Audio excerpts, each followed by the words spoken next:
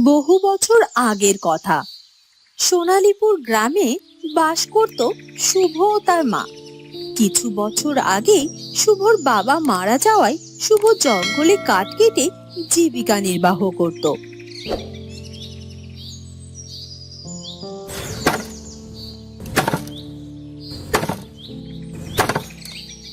সে কাঠ কেটে বাড়িতে ফিরে যাওয়ার পর প্রচন্ড তৃষ্ণা পায়। জঙ্গলের ভেতর দিয়ে হাঁটতে হাঁটতে সে জঙ্গলের ভেতরে একটা বাড়ি দেখতে পায়। সে বাড়িটির দিকে এগিয়ে যায়। বাড়িতে কেউ আছেন? আমাকে একটু জল দেবেন? আমি প্রচন্ড তৃষ্ণার্ত। আমাকে একটু জল দিয়ে সাহায্য করুন। বাড়িতে কেউ আছেন? তখনই ঘর থেকে একটি মেয়ে জলের গ্লাস হাতে নিয়ে বেরিয়ে আসে। এই নিন জল।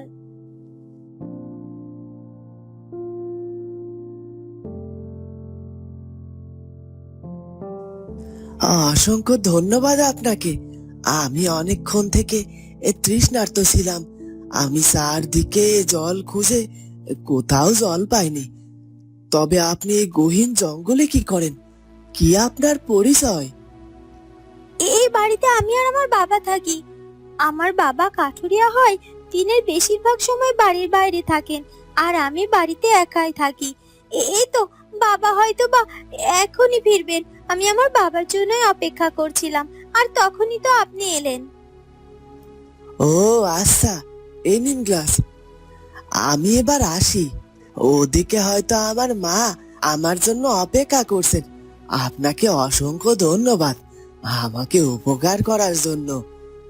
এ কথা বলে শুভ সেখান থেকে বেরিয়ে যায় এবং বাড়ির দিকে যেতে থাকে।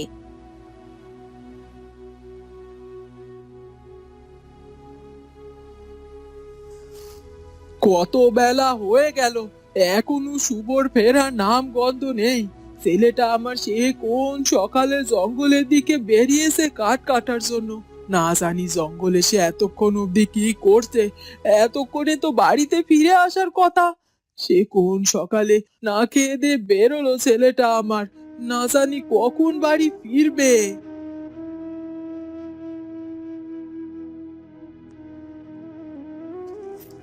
মা, ও মা, কোথায় তুমি? বাইরে এসো।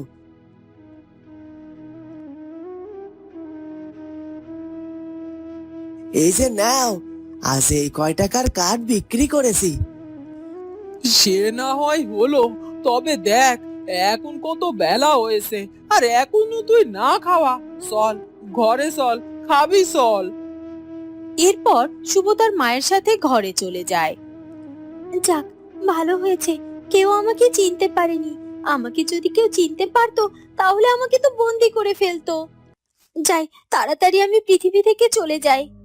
এই কথা বলে সে হঠাৎ করে অদৃশ্য হয়ে যায়, আর সে পরিরাজ্যে ফিরে যায়। আর পরিরাজ্যে ফিরতে না ফিরতেই তার বড় বোনের সাথে তার দেখা হয়ে যায়। কোথায় ছিলি তুই এতক্ষণ? বাবা তোর জন্য চিন্তায় চিন্তায় অসুস্থ হয়ে পড়েছে। আর মা মা তো এখনো কিছুই জানে না যে তুই পরিরাজ্যে ছিলি না। তাহলে যে কি হতো। আমি আমি পৃথিবীতে গিয়েছিলাম এক ঔষধি গাছ খুঁজতে। গাছটি খুঁজতে বেশ দেরি হয়ে যায়, আর রাতও শেষ হয়ে দিনের আলো চলে আসে। তাই আমি পৃথিবী থেকে ফিরতে পারিনি। আমি সেখানেই ছিলাম সারাটা দিন।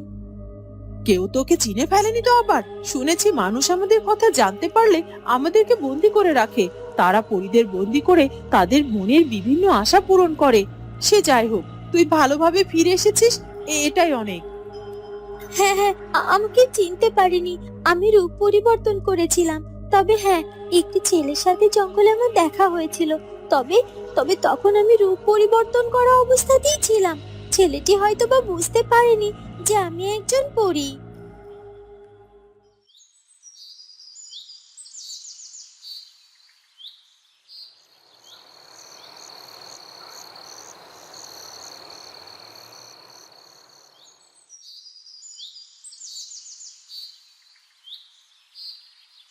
ওদিকে শুভ পুকুর পাড়ে বসে ভাবতে থাকে গহীন জঙ্গলে থাকা সেই মেয়েটির কথা।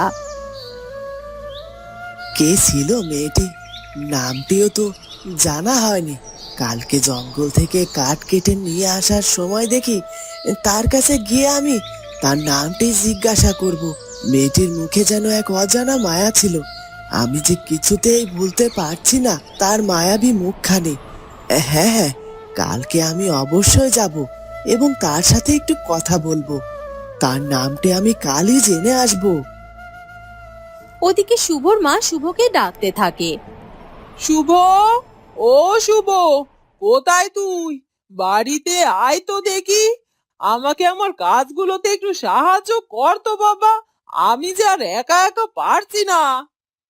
শুভ তার মায়ের কথা শুনে তাড়াতাড়ি বাড়িতে চলে আসে। শুভ পরদিন ভোর রাতে অন্ধকার থাকতে থাকতেই কাঠ কাটার জন্য জঙ্গলের দিকে রওনা দেয়। জঙ্গলের ভিতর দিয়ে হাঁটতে থাকে সে এবং মনে মনে কথা বলতে থাকে সে। আজ কাঠ কেটে নিয়ে আসার সময় আমি একবার ওই মেয়েটির খবর নিতে যাব। মেয়েটির রূপে আমি যে পাগল হয়ে গেছি। আজ আমাকে আবারও একটু পৃথিবীতে যেতে হবে, সেখানে আমার কিছু গুরুত্বপূর্ণ ঔষধি গাছ রয়ে গেছে। পৃথিবীতে যাবি যা, তবে হ্যাঁ, নিজের রূপটা পরিবর্তন করে রাখিস। কেউ যেন তোকে তোর আসল রূপে দেখে না ফেলে, তাহলে তোকে সে বন্দি করে নিয়ে যাবে। তুই আর এই পরিরাজ্যে কখনো ফিরে আসতে পারবি না, বুঝলি তো? হ্যাঁ হ্যাঁ, আমি অবশ্যই আমার রূপ পরিবর্তন করে যাব। আমিও শুনেছি মানুষ আমাদের মতো পরীদেরকে দেখলে তারা আটকে রাখে, তাদেরকে আর কখনোই মুক্ত করে না। আর আমি অবশ্যই এই কথাটি মনে রাখবো দিদি। এ কথা বলে মেয়েটি পরিরাজ্য থেকে পৃথিবীতে চলে আসে তার প্রয়োজনীয় ঔষধি গাছগুলো খুঁজতে। কিন্তু সে তার রূপ পরিবর্তন করতে ভুলে যায়। এমন সময় জঙ্গলের ভেতর দিয়ে যাচ্ছিল শুভ, আর সে মেয়েটিকে দেখতে পায় এবং সে তার এই অস্বাভাবিক রূপ দেখে একেবারেই অবাক হয়ে যায়। এ কি, এ আমি কি দেখছি? মেয়েটি তো কোনো সাধারণ মেয়ে নয়। আমার প্রথমে সন্দেহ হয়েছিল এত সুন্দর মেয়ে জঙ্গলে একা একা কেন। তবে আমি ভাবিনি যে মেয়েটি আসলে মানুষ নয়। হ্যাঁ, আজ আমি জানবই সে কে, কোথা থেকে এসেছে সে, কোথায় বা তার বাড়ি। হ্যাঁ হ্যাঁ, আমি আজই সকল রহস্য বের করেই ছাড়বো। না না, আমি তো আমার প্রয়োজনীয় সেই গাছটি এখানে পাচ্ছি না। আর এদিকে তো সূর্য ওঠার সময় হয়ে যাচ্ছে। আমাকে ফিরতে হবে, না হলে একটু পরে তো সূর্যের আলো ফুটে উঠবে আর আমি পরিরাজ্যে তখন ফিরতে পারবো না। তখন আমাকে আবার দেরি করতে হবে। না না, আজ আর আমি একটু দেরি করব না। আমাকে আমাকে যা করতে হবে তাড়াতাড়ি করতে হবে। তখনই শুভ মেয়েটির হাত ধরে ফেলে আর বলে, কে তুমি? তুমি তো মানুষ নও। কোথায় তোমার বাড়ি? তুমি যে সেদিন বললে তুমি এখানেই থাকো তোমার বাবার সাথে। তবে আজ কি দেখছি আমি, আমি যে আমার চোখকেই বিশ্বাস করতে পারছি না। বলো, বলো তুমি কে? না না, আপনি আমাকে বন্দি করবেন না। আসলে আসলে আমি মানুষ নই, আমি একটি পরী। আর আমি সেদিন ওষুধি গাছ নিতে এই পৃথিবীতে এসেছিলাম। আসলে সূর্যের আলোর কারণে আমি পরিরাজ্যে ফিরে যেতে পারিনি, আর সেদিন তাই আমি ওখানেই ছিলাম। তখন আপনার সাথেই দেখা হয়েছিল আমার। আমাকে ছেড়ে দিন না, না হলে যে আমি সূর্য ওঠার পরে আর পরিরাজ্যে ফিরতে পারবো না। দয়া করে আমাকে ছেড়ে দিন, যেতে দিন আমাকে। তাহলে সত্যি কি তুমি পড়ি? না না, ভেবো না, তোমাকে আমি বন্দি করব না। তবে হ্যাঁ, আমি তোমাকে ভালোবেসে ফেলেছি, তাই আমি তোমাকে কখনো বন্দি করব না। তুমি যাও, চলে যাও তুমি। তখনই মেয়েটি আর কোনো কথা না বাড়িয়ে তাড়াতাড়ি করে পরিরাজ্যে ফিরে যাওয়ার জন্য রওনা দেয়। আর সেখানে গিয়ে শুভর কথা তার মনে পড়তে থাকে। সে শুধুমাত্র শুভর কথাই ভাবতে থাকে। না না, এইসব আমি কি ভাবছি?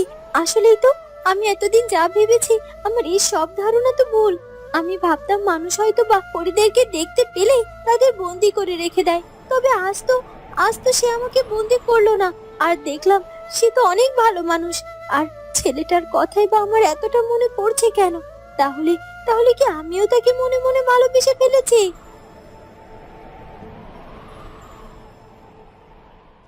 কি ভাবছিস মা? আমাকেও বল, আমিও একটু শুনি। আসলে বাবা, আমি আজ পৃথিবীতে গিয়ে একটি একটি ছেলের কাছে পরিরূপে ধরা পড়ে যাই। তবে সেই ছেলেটি বলে সে নাকি আমাকে ভালোবাসে, আর তাই তো আমার কোনো ক্ষতি করে না। সে আমাকে বন্দিও করে না, আমাকে ছেড়ে দেয়। এখন না কেন জানি ওই ছেলেটির কথা আমার খুব মনে পড়ছে বাবা। মা, আমার মনে হয় তুই সেই ছেলেটিকে ভালোবেসে ফেলেছিস। তবে মা, তুই যদি ওই ছেলেটির কাছে যেতে চাস, তাহলে যে তোকে তোর সব শক্তি ত্যাগ করতে হবে।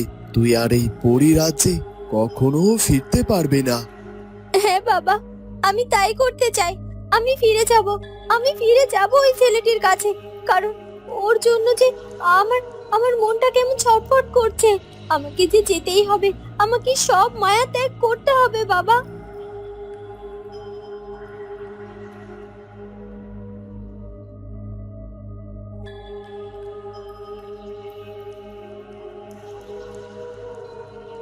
তখন মেয়েটি তার সকল শক্তি ত্যাগ করে পৃথিবীতে চলে যায়। আর সেখানে গিয়ে সে দেখতে পায় শুভ তাদের বাড়ির পেছনের পুকুর পাড়ে মন খারাপ করে বসে আছে।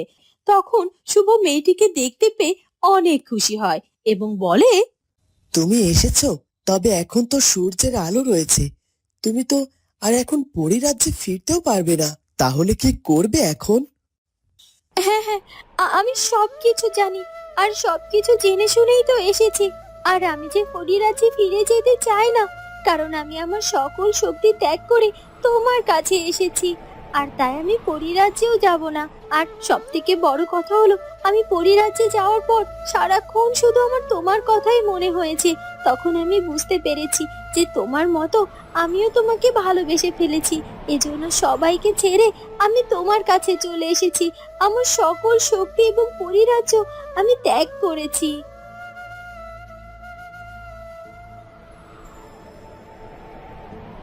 মা, মা, দেখো আমি কাকে নিয়ে এসেছি। কে কে মেয়েটা? ও মা, এই মেয়েটা তো দেখতে বাড়ি মিষ্টি, এত সুন্দর পরীর মতো দেখতে মেয়েটা। কে রে বাবা এই মেয়েটি? মা, মা, কে তুমি? কোথায় তোমার বাড়ি? এত সুন্দর মেয়ে তো এর আগে আমি কখনোই দেখিনি। মা, ও আসলে একটি পরী। ও আমার জন্য সকল শক্তি ত্যাগ করে পরিরাজ্য থেকে আমার কাছে ফিরে এসেছে।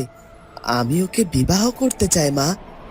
শুভর মা শুভর সব কথা মেনে নেয় আর মেয়েটিকে অনেক পছন্দ করে শুভর সাথে বিয়ে দিয়ে দেয় এবং শুভ এবং পরি দুজনই সুখে শান্তিতে জীবন পার করতে থাকে। বন্ধুরা, কেমন লাগলো আমাদের আজকের গল্পটি? যদি ভালো লাগে তাহলে অবশ্যই আমাদের চ্যানেলটিকে সাবস্ক্রাইব করে দিও। দেখা হবে নতুন কোনো গল্প নিয়ে। ধন্যবাদ।